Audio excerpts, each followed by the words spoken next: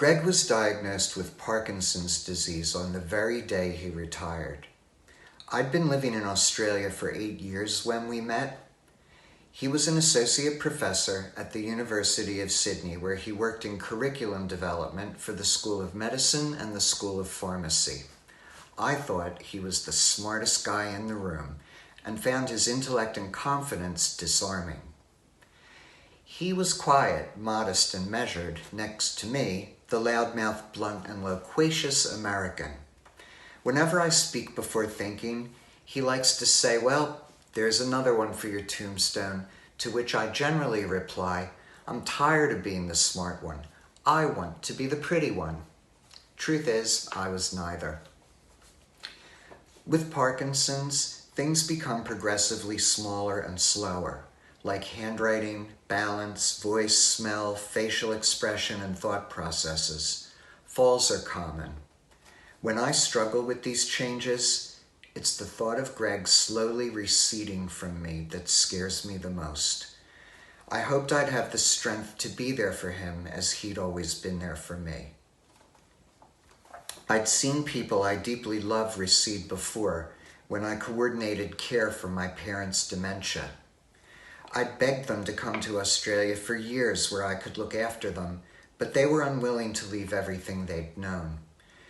Greg helped me manage the tyranny of distance by helping set up social worker visits, Skype calls, and care conferences. My parents adored him. Even through their dementia, they always knew who he was. He'd made many visits with me to see them, forsaking more exotic destinations for beautiful Cherry Hill, New Jersey. He even brought them to Australia to visit us. We married in 2012 in America, long before it was legal in Australia, and my parents threw the reception. On one visit to their nursing home, I watched Greg brush Mom's hair. She protested, but soon made contented sounds and fell asleep. I was moved by this profoundly. We've never been a touchy-feely family, but on the next day, Greg insisted I brush her hair. It was an intimate, tactile, caring gesture, and I brushed her hair every day after. Though shell-shocked by his diagnosis, Greg acted decisively. He immediately enrolled in Parkinson's classes, combining exercise with cognitive tasks. Exercise suppresses symptoms and makes life more manageable. While watching Greg in one of these classes bounce a ball while counting backwards by sevens, a thought struck me that I might achieve the same thing by asking him to dance.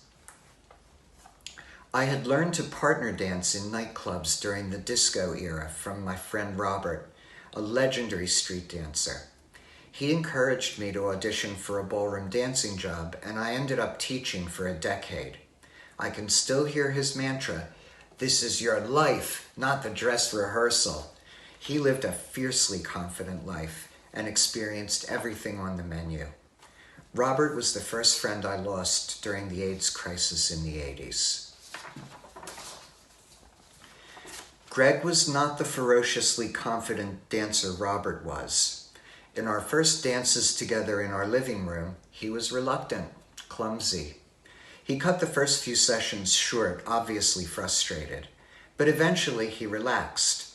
He still feigned impatience, but I could see him enjoying it. 8 weeks into it, the Sydney Gay and Lesbian Choir advertised for same-sex ballroom dancers, saying enthusiasm is more important than skill or expertise. Though quite reserved, Greg agreed to participate in the choir's stage show, Cheek to Cheek. Performing to a large audience appealed to Greg more than performing for an audience of our 3 dogs. We made new friends and shared our dancing with everyone who attended. I wish my parents could have been there. In her youth, Mom performed in amateur theater and once even got Dad to join her in a show that I attended. She loved dance and was so proud of me becoming an instructor. Even in their 90s, she and Dad did seated dance classes in the nursing home. After Cheek to Cheek, We entered some local same-sex ballroom competitions and even featured in a commercial for home insurance that focused on Greg's Parkinson's and how our dancing helped maintain his functional mobility. We eventually attended a large international competition in Florida. I'd choreographed a solo routine for us to Love You I Do from Dreamgirls as a special gift.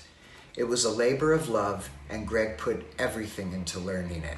Seeing him in his tuxedo, I thought he'd never looked more dashing. Dance had improved his posture, movement, and confidence. Thankfully, his Parkinson's was progressing slowly.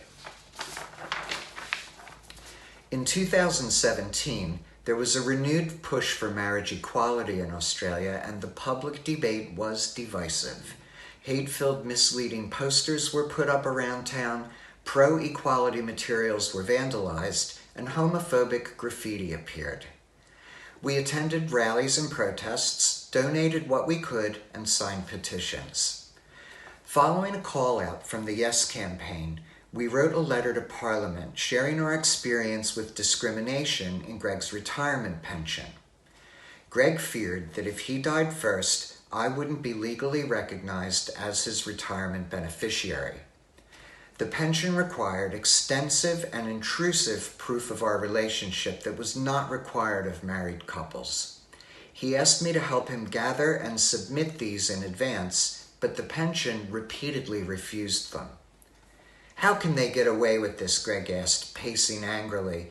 With each bureaucratic paperwork defeat, I threw documents and swore loudly. Anger had increasingly turned to feelings of powerlessness and defeat, but the marriage equality debate had breathed new life into our resolve. We channeled this renewed energy into the letter to our parliamentary representative. But tragedy put this battle for equality on hold. My father had passed away. I wrote his eulogy on the plane, thinking about showing him the video of our Love You I Do routine just weeks earlier. Mom slept through the funeral, something I knew to be a coping mechanism, but was no less excruciating to watch. Later, she told me my friend died. I brushed her hair, thinking I'd never heard her say anything more intimate. On my return, Greg said that our letter to Parliament had led to a call from the ABC, asking us to appear on their current affairs show, the 7:30 Report. Our dancing and his Parkinson's had somehow come up in the conversation, and they wanted to use it. I was reluctant. I feared a backlash that could stain our dancing. To me, the issue was the pension inequality. The thought of someone calling Greg an old dancing queen on the street or worse was horrifying. Greg said he'd spent too much of his life kowtowing to bullies and thought it was important to do what we could. The segment aired in September, and I was proud to dance with him on our national broadcaster. Parliament ultimately changed the Marriage Act to include same-sex couples. We watched the result live on TV with friends. It was hard to breathe. We screamed, we cheered, we cried. I felt a combination of adrenaline-fueled excitement and an exhausted release of tension that had built for months. A group of us went out to dinner and drank way too much. We had a table on the street, and our community was out in force. Knowing glances, smiles, and cries of yes accompanied the meal. After this, we again submitted our relationship documents to Greg's pension. This time, the response was much quicker.